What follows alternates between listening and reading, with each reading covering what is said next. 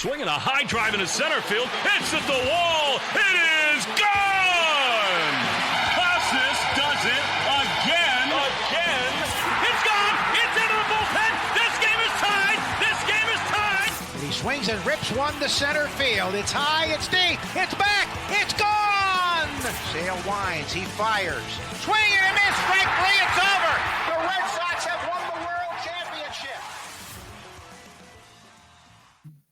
Welcome back to Play Tessie. It is episode 246. This is the official Red Sox podcast of WEEI.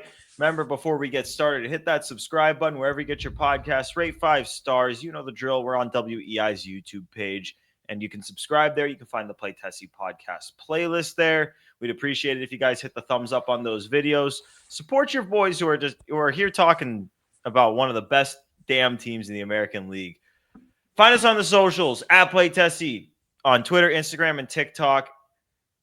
Let's get going. Here with Sammy, here with Pat.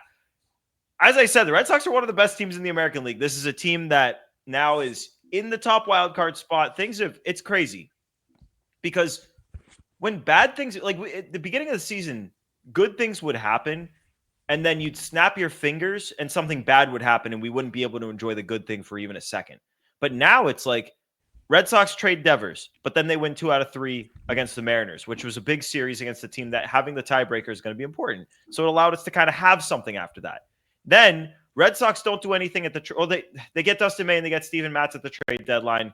It was an underwhelming trade deadline. We've had those discussions. People have talked about it on Twitter over and over and over again, and obviously in a million other places. People were disappointed in the trade deadline. They come out. I mean, they announced the pitching matchups for this series against the Astros. Cooper Criswell, Walker Buehler, Lucas Giolito, and you're facing Framber Valdez and Hunter Brown in the series. And the Red Sox come out there and sweep the whole fucking series. Like, I'm sorry.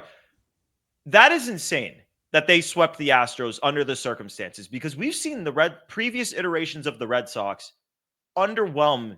The Red Sox underwhelmed at the deadline, and then the players kind of mail it in. They don't do the immediate aftermath of the deadline is enough to kill the momentum. But it's different here. This team, these guys have this unique ability to bounce back when they're kicked in the balls, like they were when Devers got traded. And maybe some of them weren't. Maybe some of them were happy to see him go. I don't know. But you lose your best player, they responded right away there. I know they went into a little bit of a rut after that, but this is a team that's won 19 of their last 25 games. They are in the first wild card spot, a game and a half ahead of the Yankees, who have been ahead of the Red Sox the entire season. They're 3 games back of the division behind the Blue Jays, who have what? What is it, the run differential? It is plus 16 on the season for the Blue Jays. That's not a first-place team. That is a team the Red Sox can catch. And they're 3.5 games out of the best record in the entire American League. This is a team that's you like. We were almost conditioned, classically conditioned with the last 3 or 4 years to the trade deadline comes and goes, and that's when the season falls apart. And I think the reactions to the trade deadline were so extreme because it just kind of felt like it was going to be like that again. But, I mean, correct me if I'm wrong. That's not happening this year. This team is going to the playoffs. Am I wrong?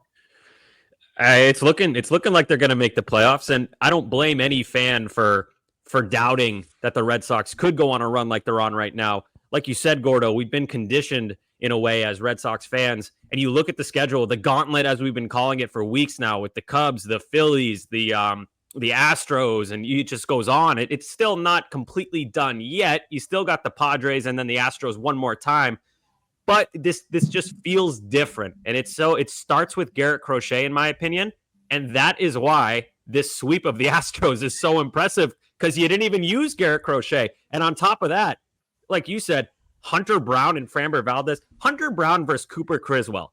That, and no disrespect to Cooper Criswell, he's your up and down depth starting pitcher. And he's not even first on the depth chart.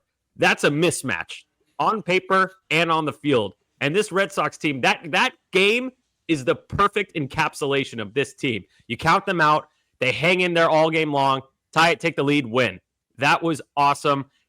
How could you not feel good, at least with the prospect of this team making the playoffs? I don't know how far they can go.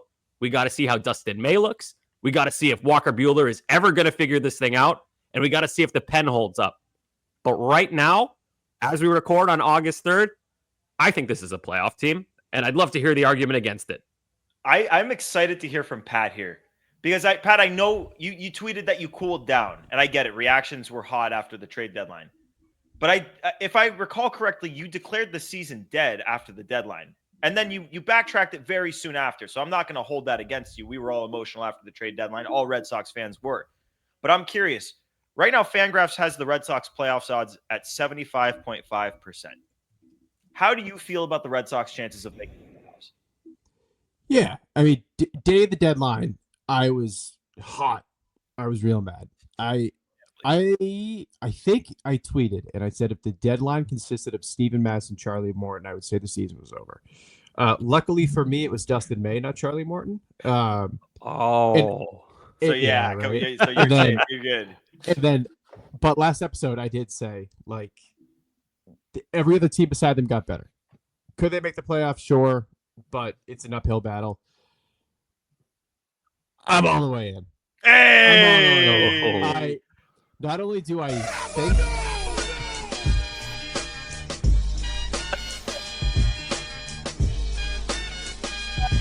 in. I'm all the way in. I don't think they'll make the playoffs. I expect them to make the playoffs. This is I'm gonna get crazy. I think they might win the division. Ooh, that's not crazy.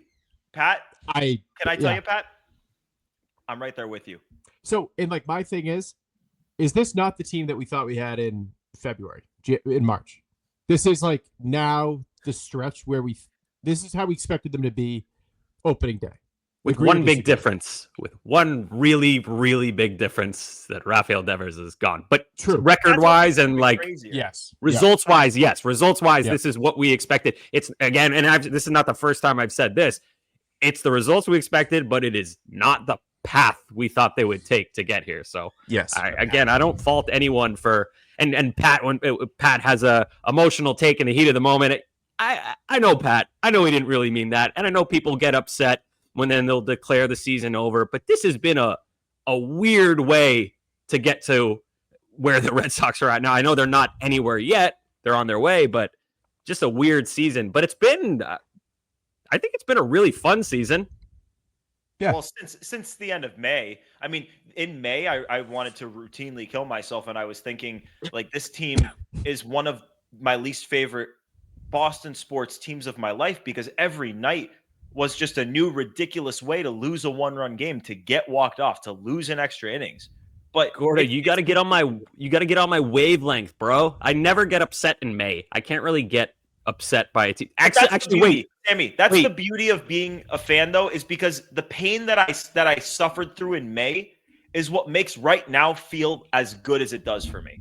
Okay, fair enough. I hear that. I want to take that back. I did get furious when Cora had, I think it was Slayton, someone pitched to Vlad as the winning run. True. That made me mad. That feels like forever. Yeah, that was a crash out, though. Like, I came on here hot, screaming. Can I ask you guys a question? Kind of a look back. Does this series, and I know we haven't seen much of this team since the deadline, but does this series make you less upset that the Red Sox didn't add at the deadline, or more upset because you're now seeing how good this team actually is? Yes, less upset for me. Because, again, like I said in the beginning of the episode, it feels like we're just classically conditioned to believe that when they don't do anything at the deadline, that signals the beginning of the end of the season. And when they didn't do anything at the deadline, I mean, we came on the podcast and I said I still think this is a playoff team. So I'm not saying that I believe that. But if they went out and lost 2 out of 3 to the Astros, even though I said the goal probably should be with those pitching matchups to win 1 out of 3, I still probably would have been sitting there thinking, man, here we go again. Just like we did when they lost the first 2 series out of the All-Star break. Here we go again. Like, it can't help but creep in your mind. So when I see them sweep the Astros, a team that has been better than the Red Sox all season, they're now only a half game ahead of the Red Sox. But all season, they have had the better record, and they've got the pitching matchups this series to back up a prediction that they should win this series, if not sweep it. Mm-hmm. Seeing them go out and do what they did shows me that this team can take a punch. And I think we've seen that already. But if this series, I mean, I'm trying to think of another series where I felt less optimistic and then they ended up winning. I don't like, obviously this is the biggest like shocker of a series of the season because they swept it, right? Yeah, I think so. Sammy, what's your answer to your own question there? I don't really know the answer to my own question. That's why I wanted to ask you guys to hear what you guys had to say about it. I guess when I look at who was moved, yeah, they could have gotten a little bit of a more reliable option at starting pitcher. I think Dustin May has a much higher ceiling than someone like Charlie Morton, but I just feel way more comfortable with Morton because you know what you're going to get. So I guess that kind of bums me out. Steven Matz, I maintain that's a good pickup. I know he struggled a little bit before the deadline, but I don't know how much better swapping David Bednar instead of Steven Matz makes you. It definitely makes the Red Sox better. Bednar is a better pitcher than Steven Matz, but does it move the needle? I'm not sure. So I guess I'm kind of fence riding, but if I had to pick, I think this makes me less angry. And also, we kind of buried the lead on this.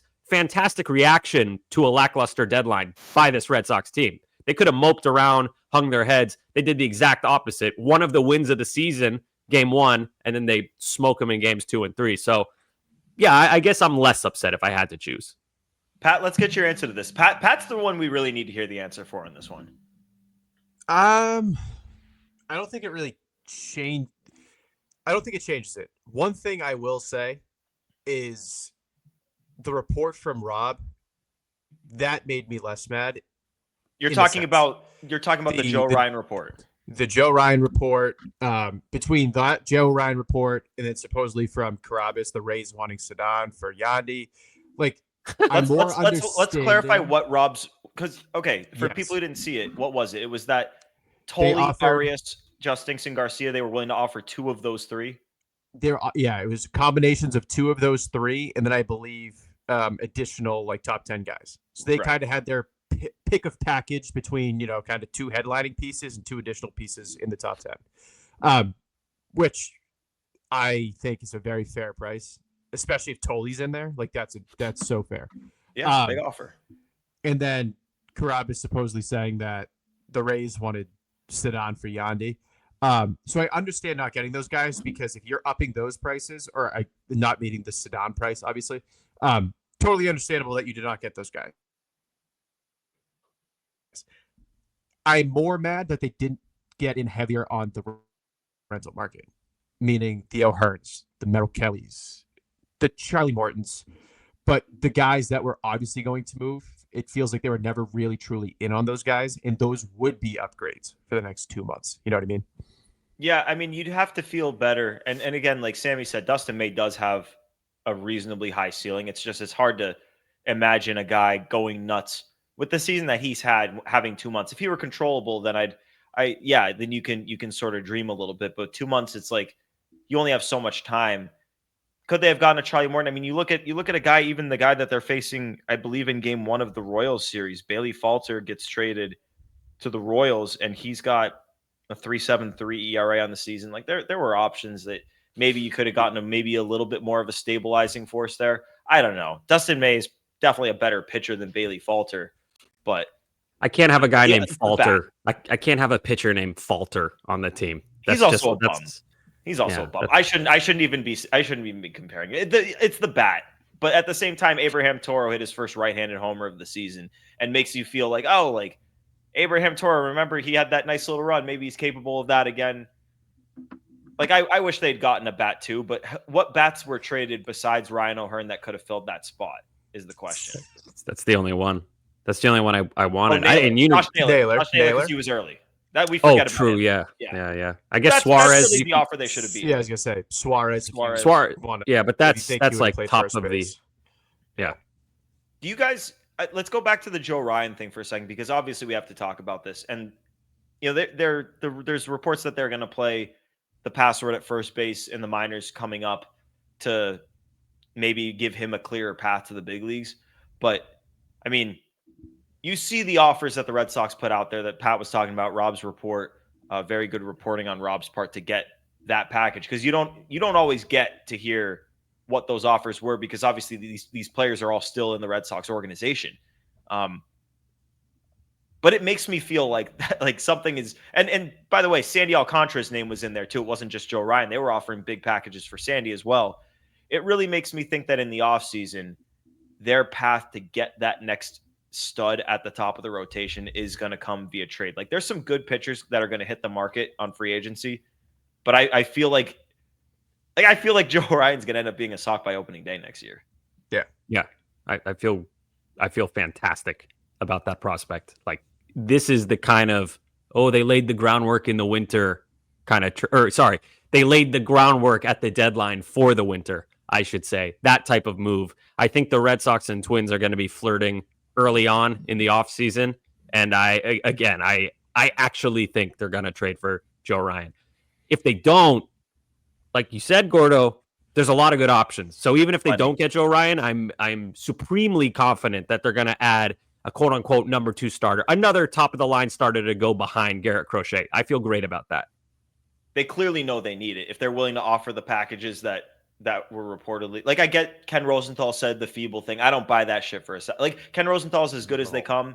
I get it, but he's getting word from the Twins side, and obviously the Twins are not going to admit that they liked packages that they got when they didn't trade the player, because they want to get bigger packages in the offseason. So it makes sense. Mm-hmm. But yeah, you have to feel pretty good. The Red Sox obviously think they've got a need there. The question I have is, obviously that's going to be next offseason for next season. Cooper Criswell's not going to be in the rotation. But Walker Buehler is right now. So do they have enough starting pitching to get through the rest of the season now and get to the postseason? You're going to need a 4-man rotation for when you get there. Obviously, we all feel good about Crochet, Buehler, and Crochet, Giolito, and Bayo. Do you feel okay about Dustin May as the 4th guy? And do you feel like they're going to run into issues having Walker Buehler as the 5th guy? Are they going to have to start digging into their depth? Does Cooper Criswell get a shot at this spot in the rotation? Do they go to Kyle Harrison? Like, what is the move here? Because Walker Buehler in game 2 did not strike out a single batter. And yeah, he kept them in the game, but it was a lot of hard contact, a lot of luck, a lot of walks. I didn't feel very good about what I saw. No. How could you? I think we should also mention names like Connolly Early, just got up to AAA. David Sandlin, who's been pitching really well. I saw him pitch on Saturday in Worcester. And the depth options from the minors, guys like Fitz and Dobbins, have been pretty solid this year, especially Dobbins. It stinks that he got hurt. That would have been a great story, watching him kind of blossom from one of the depth guys to a guy that you have in your rotation. I digress. Harrison as well, even though Harrison seems like they're really tweaking his repertoire and his pitch mix and everything. So I'm not sure if he'll be an option by then. Outside chance, Peyton Tolley, he's still in Double-A, so that's unlikely, maybe in a bullpen role. So they do have options. It's just there's no name that I can throw out there that you'll go, oh, hell yeah, I feel great about that. So by default, I think Dustin May, he of a 4.85 ERA right now, I think that's probably your best option for 4th starter as things stand in early August. Pat, how do you feel about Walker Buehler going into, like, we have 2 months to kill here to get to the postseason? How do you feel about Walker Buehler pitching every 5th day? Would you call on one of these depth guys that we just talked about to replace him in the rotation? And if not, how much longer are you giving him? I think we all know where I stand on Walker Buehler. But now the trade deadline has passed. Yes. So it's different. You can't just trade for it. So now it's a different conversation. It is. I think if he definitely, not as bad as remember the Angels start? Oh, yeah. That was like the low point. He hasn't been that bad. That bad compared to that. He's been bad. He's been very bad. I think you give him another 1 or 2 starts. If he doesn't show anything and it's more walks and strikeouts, less than 5 innings, more than 3 or 4 earned, I think you have to either you could Phantom IL him, have him go work on stuff, and bring up Fitz or Early if he's ready, or Sandlin if he's ready.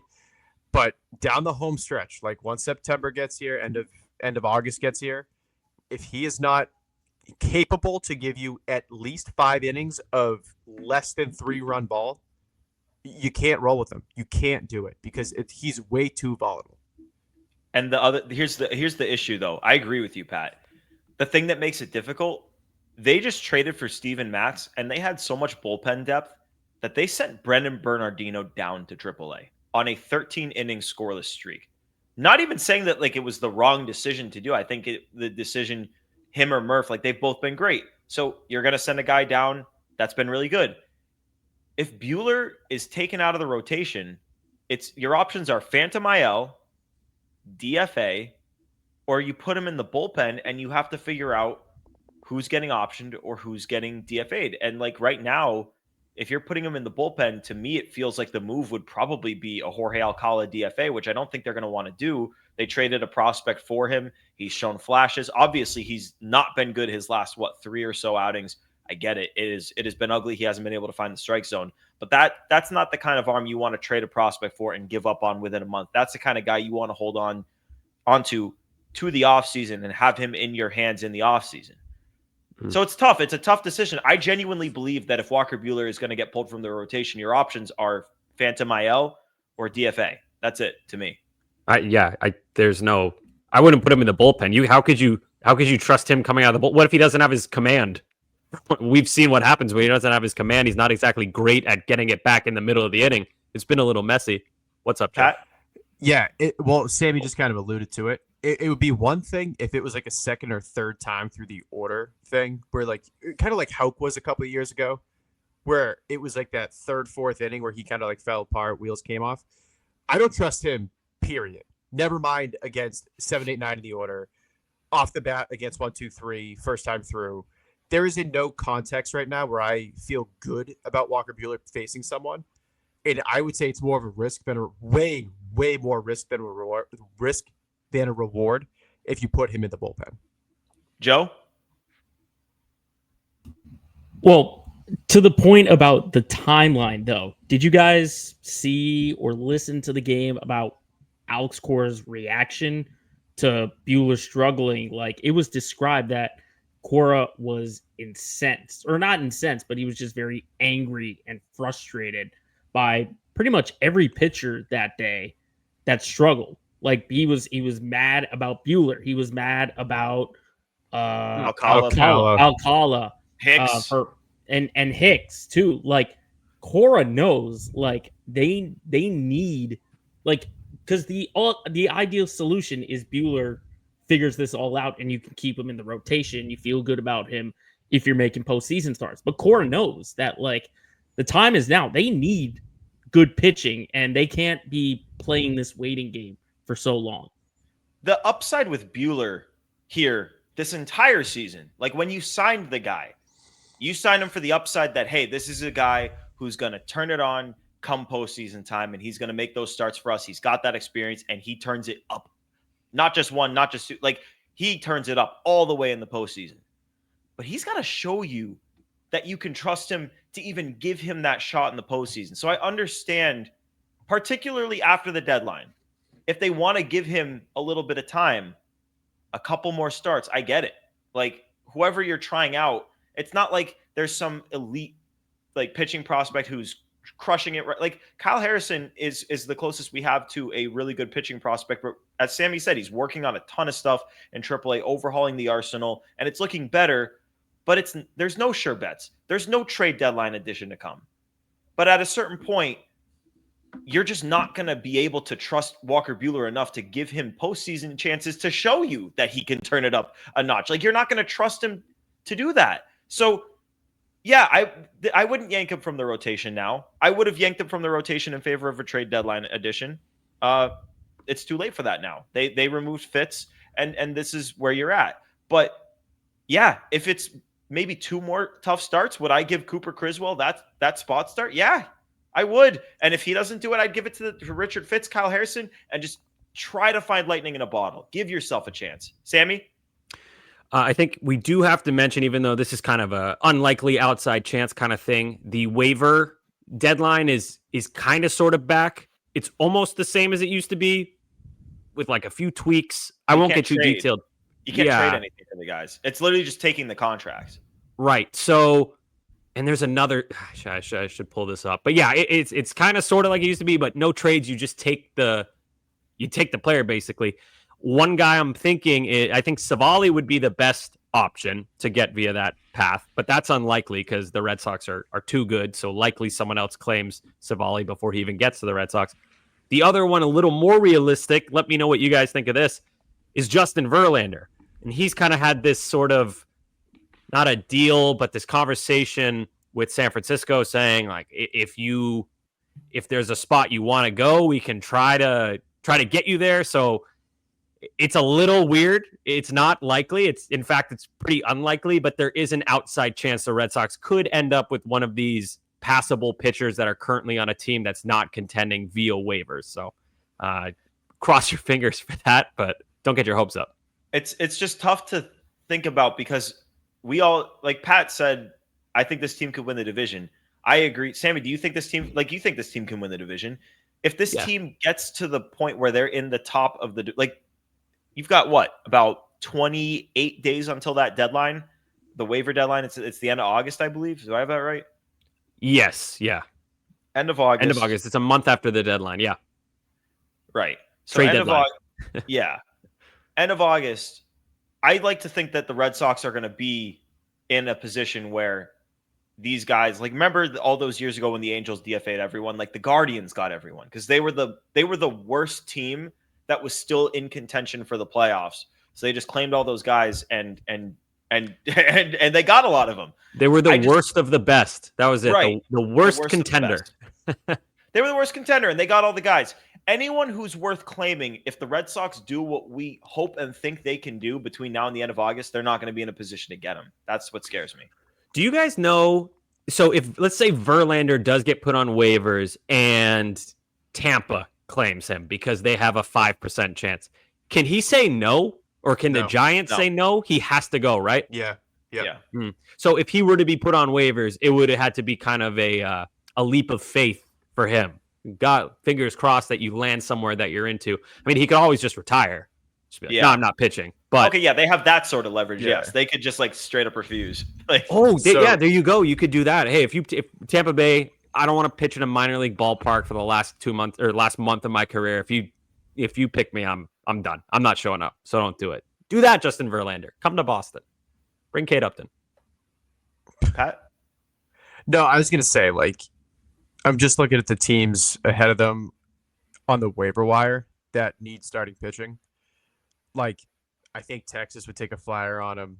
Kansas City may take a flyer on him. Guardians might take a flyer on him.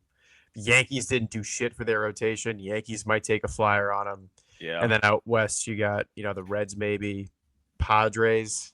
And this is every starting pitcher. Like, this isn't Texas. just... It's definitely going to be Texas, Pat. That because they have, listen to their rotation.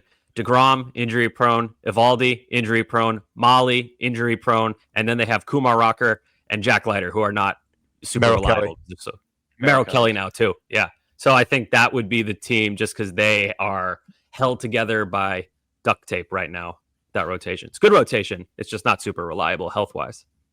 Yeah. I mean, the truth is, anyone who's making it through at that point, like the Angels year where like Giolito got waived, like that was a really, really unique year because they had this. I mean, I don't even think they ended up getting under the tax. I think they tried to waive everyone to get under the tax, but then I think no one claimed Randall Grichuk, and then they didn't get under. I forget whether there was some crazy math that was. I forget if they got under or not. But there's unlikely to be a situation like that again, where really, really good players are being waived because the math can get that team under the luxury tax. The truth is, like, the Red Sox probably have what they have, and they're going to have to roll with what they've got. And at a certain point, you've got to give someone else a chance to prove that, hey, I can get this team through big games in September. It's just tough because you don't want to give up the upside of what Walker Buehler has shown he can do in the playoffs. But again, like, he's been so bad that to me, there's no chance he would be on my playoff roster. Like, he would have to go on a serious run for me to have trust in him, even with what he's done in the postseason in the past. Oh yeah, right now, no way. How could you? Can you imagine that guy in a postseason game right now? We'd be covered in sweat, not good sweat, nervous sweat. Yeah, Pat? And like the other thing too is if you don't carry him on your postseason roster, you get Bernie back. By that time, Slayton's back. Like, you could have so many good arms out of that bullpen because you're never going to use the fifth starter. He would never pitch, and he would never be trusted in a relief role. No matter, I don't care what he did last year, you can't do it. He would not be on the postseason roster. Guys, want to hear something upsetting? What?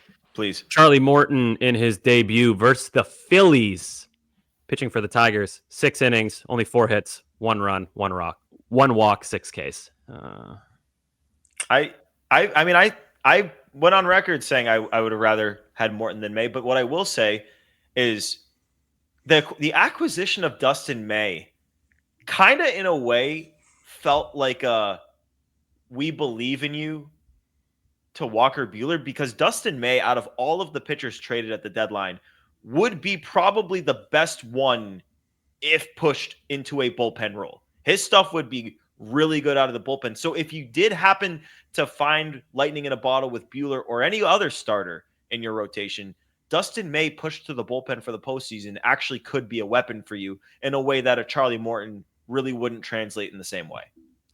You went the total opposite way I thought you were going. I thought you were saying it's a we believe in you to Dustin May. We can fix you in the short amount of time if we just tweak these small things. Like, maybe but yeah, that's a good way to look at it. And I totally agree. He's pitched out of the bullpen before. A lot of people actually penciled him in as a back end of the bullpen type years ago before the Dodgers tried to make him a starter.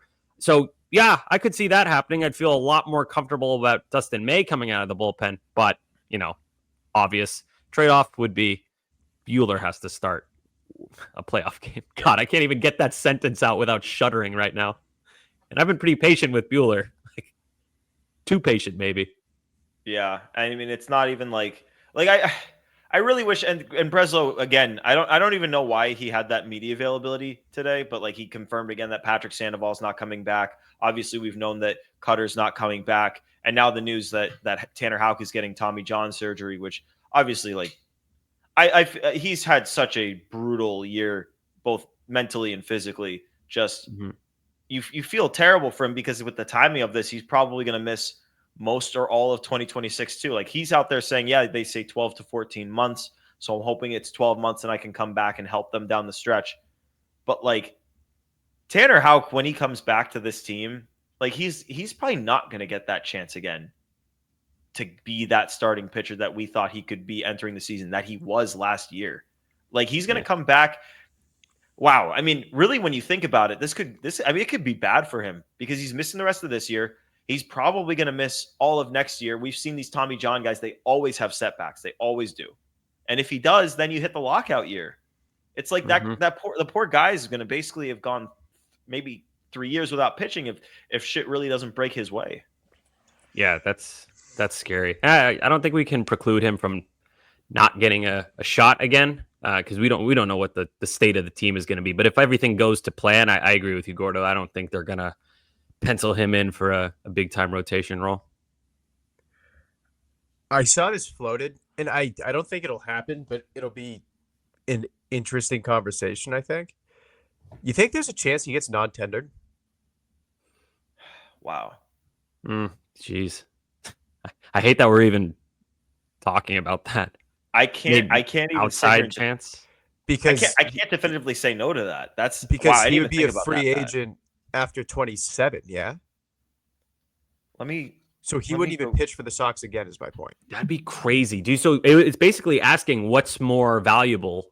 Oh no, he's on the 60 though. So, but he can't be on the 60-day in the offseason. So you have to hold him on that roster spot if you want to keep him. Right. So it's what's more valuable to the Red Sox, a 40-man spot in the offseason or Tanner Houck in 2028.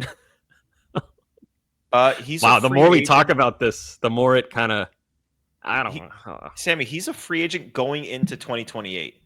So basically, he would not pitch.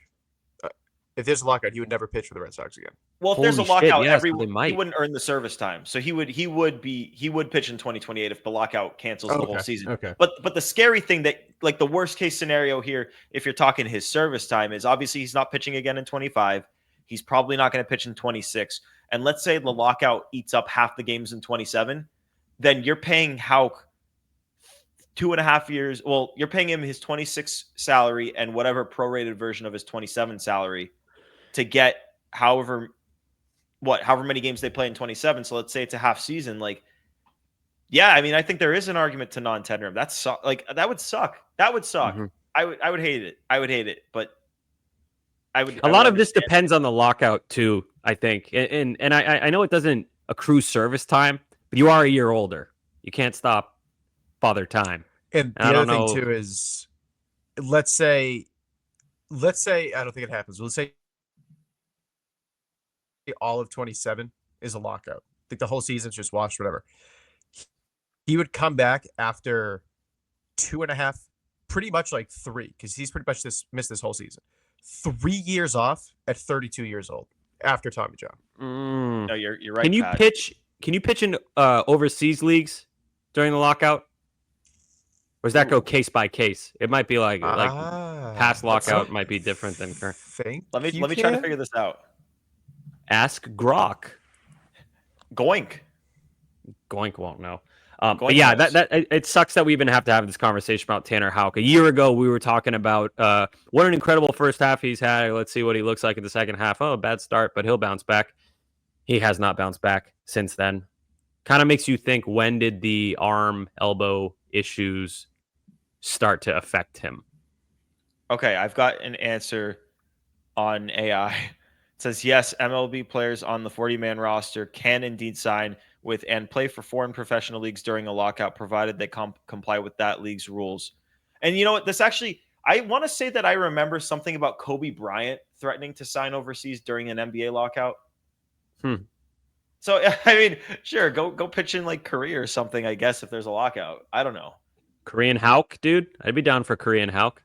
Didn't Merrill Kelly go to Korea and totally revamp himself? And we all wanted that guy. So I feel like pitchers go to Korea and they get fixed, and then hitters go to Japan because they're all about contact and bat to ball skills, and they get fixed. So pitcher, Korea. Where did Eric Thames go? Because that guy went overseas and he put on maybe 300 pounds of muscle, came back. I know he didn't sustain it for a long time, but when he first came back, he looked like he was about to be a 40-homer guy. He went to Korea, I think. Korea. No, wait, he did both. Both. Oh, he did both. He did both. Look at this. Eric Thames, playing in Japan. He did both. Wow, he did the full Asia tour. Dude, I loved Eric Thames. He went 5 years between MLB appearances. 2012 was his last year in Seattle, and at 25 years old. Then he came back in 2017 at age 30 with the Brewers. And he hit 31 homers. How many homers did he have in his career before this? 12. I don't know why I knew 31 off the top of my head. For Eric You didn't have Thames. that in front of you? No. Oh my God, Pat. That's What good. year That's was like that? a Sammy number thing. Where is 19 it? plus Oh, 6, Milwaukee. 25. So he had 28 home runs and that's only 2 seasons. He had 28 home runs in 2 seasons and then left and then came back and was a 31 home run guy. Oh my Wait, God. what is this? It Who says- the hell cares? Oh, shut up, Joe. Get out of here, Joe. We're talking Eric. Wait, he played 5 seasons in foreign leagues. So 1 in NPB, 3 in KBO. What is the other? Does it not say? I found it. Caracas, Venezuelan Winter League. Oh my Yeah. No, this can't be it. I guess so. So yeah, Tanner Houck, be the next Eric Thames is the synopsis here. Well, Do we agree? also Eric Thames, he might have had some assistance if you look at his. Did he His test body- positive, Sammy? No, he didn't test positive. Let's not throw accusations out here, Sammy. Some people get away with crimes sometimes. I'm not accusing Eric Thames, but I am accusing Eric Thames. Did Barry Bonds test positive? Never, dude. Totally He clean. didn't His test voice positive. just changed to this naturally, not from steroids. His head grew like 15 sizes. That's what happens when you age. Yeah, Sammy, you get a you can C attest cup. to that. Yeah. I have huge pectoral muscles now because I'm older, and my forehead is bulging, bulbous, and my voice is getting higher, and I have back acne, and I'm ripped. My balls are M&Ms. Thanks, Pat. You're welcome. Sammy, show the class. All right. Here I go. All right. Do we have anything else on the Sox, or do we want to get to enough said? I got nothing, man. I love how upset Joe gets with us when we get off topic. Talk Eric Thames. I think people like that when we have funny tangents, as long as we don't spend 20 minutes on it. Joe hating on Eric Thames. Yeah, don't hate Steroid on denier. Eric Thames, Joe. You know what we need to give Love Joe? Eric Thames. You know what Joe needs? Anabolic steroids. What is that going to do to Joe if you give him anabolic steroids? He's going to be fucking huge. He's going to be the scariest producer you've ever seen. Don't you have to lift with the steroids to get what does it do? Because steroids don't accelerates it. So we gotta give him a needle and like an insane workout program. He's gonna absolutely crush it. Yeah, Joe, pull your ass cheek out. We're sticking a needle in you. How do you feel about that, Joe? Look at Joe's disgusting. That look of disappointment. We are a baseball podcast. Yeah, and we thought Cal was big dumper. Pull it out, Joe. Joe, can I tweet that you're going to start taking anabolic steroids? No, you can't. No, you can't. To begin taking anabolic steroids. And what Sammy tweets is factual, as is always. So, yep, it's happening. Joe, I've already placed the order. We expensed it. So he actually took a page out of Peyton Manning's playbook. He ordered HGH under his wife's name, and it's just going to go right to you. I forgot about that. Peyton Manning did that. Yeah. I forgot about that. I haven't thought about that in years. Joe, Cheating any bastard. comment, Joe? Joe's just giving us a look of disappointment, but he's gonna do it. I'm not angry. I'm just disappointed. Yeah, he's disappointed, but you're gonna do it, and you're gonna get ripped. And that when I go to my next MMA fight, you'll be in it. There's no steroids in MMA, Gordo. Come on. I didn't say that. I just said Joe would be huge and could fight. Oh yeah, you didn't say anything. All right. Anyone have enough said? Yeah, let's go to enough said. Yeah, I got one. What was it called? Speedway Series. Yeah. Okay. In Bristol, the MLB Speedway Classic, the Reds and the Braves played a game in Bristol on a NASCAR track. And, everything went wrong. It was pouring rain. The seats were not perfect, everything. And Major League Baseball is getting ripped to shreds for it. But I really, really like when baseball tries to get creative, like the Field of Dreams game. I think it's super cool. So it didn't go how they planned, but I give props to Major League Baseball for doing something cool. It looked awesome. From the view behind home plate on Sunday, they resumed the game on Sunday when it wasn't a friggin' monsoon. And the optics were cool. Again, a lot of stuff went wrong. It was a little bit clunky. Could have been done better. But I do think MLB deserves credit for at least thinking out of the box. That's been the big knock on them for years, is that it's an old man's, we do it the old-fashioned way, and baseball's a sport for kids played by adults. And it gets stale. So when they do stuff like this, gentle round of applause. I thought it was cool. It didn't work like they wanted it, like I said, but still thought it was cool. Wait, I have a question for you, Sammy. So that game, they played an inning on Saturday, and it got suspended. Mm-hmm. They finished it today at the racetrack field, whatever. But did they play the other game that was scheduled for today? I'm not sure. That's a good question. I know they finished the game at Bristol. They had to have, right? Are they playing tomorrow? Yeah, do they have a mutual off day tomorrow or something? No, the Reds are playing the Cubs. I don't think they played a doubleheader today. How far? Where is this? Where is the racetrack thing? Bristol. It's Bristol what? Not Connecticut. Bristol, Connecticut. No, isn't it like Kentucky or something? Tennessee. Yeah, Tennessee. So who was the home team for this? First game in Tennessee ever. Yeah, the home team is the Reds. So they didn't play a doubleheader today. So I wonder what they're going to do there. How far is Cincinnati? Isn't that fairly close in Cincinnati? Midwest, yeah. Or is it possible they didn't have a game scheduled for today because they were just going to play the one game there and then have to travel? That could be it. Oh, that's so true. Okay, I have Spencer Strider in fantasy, and I noticed he didn't have a game on Sunday, so he wasn't going to have a 2-start.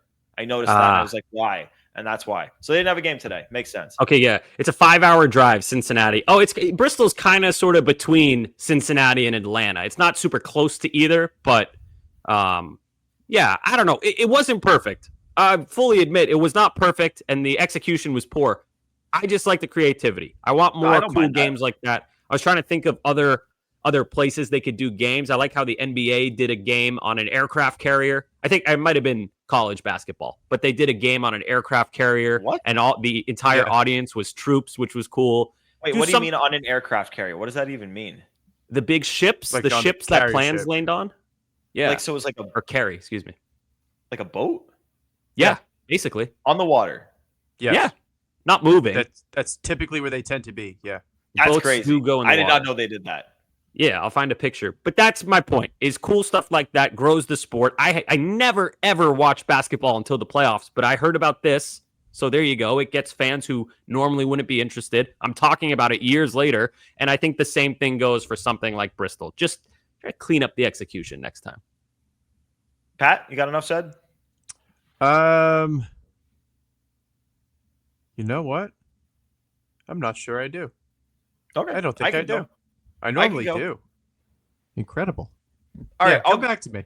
Come back Okay, to me. I'll check back before I wrap. I'll go. I'll give enough said, and I'll check back. All right. So this weekend I was at my buddy's bachelor party, and it was like with mostly my college friends, and I've got a bunch of college friends who are Yankee fans. 2 of them were on this trip, and all I will say is I was so happy to have been on this trip with them during this weekend of baseball. That's all. It was fun. I had a lot of fun. Wow, what happened? Gordo, they have 4 closers. What are you talking about? They got David Bednar, Jake Bird, and Camilo Pat? Duvall. Pat looks like someone died. Peyton Tully to AAA. What?